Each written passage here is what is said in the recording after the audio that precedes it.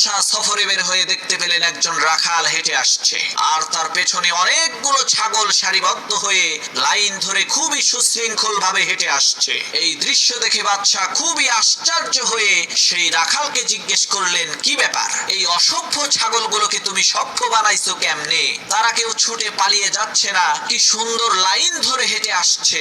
তখন সেই রাখাল বলল, মহামান্বিত বাদশাহ, আমার এই ছাগলগুলোর মধ্য থেকে যে লাইন থেকে বের হয়ে যায় তাকে এমন পিটুনি দেই ভবিষ্যতে সে আর কখনোই লাইন থেকে বের তো হয়ই না, বরং ওই একটা ছাগলকে পিটুনি খেতে দেখে বাকি সবগুলো ছাগল ঠিক হয়ে যায়। রাখালের এই কথা শুনে বাদশা বলল, তোমার এই অসভ্য ছাগলগুলোকে যেইভাবে তুমি সভ্য বানিয়েছো, ঠিক একই ভাবে আমার এই দেশের অসভ্য মানুষগুলোকে তুমি কি সভ্য বানাতে পারবে?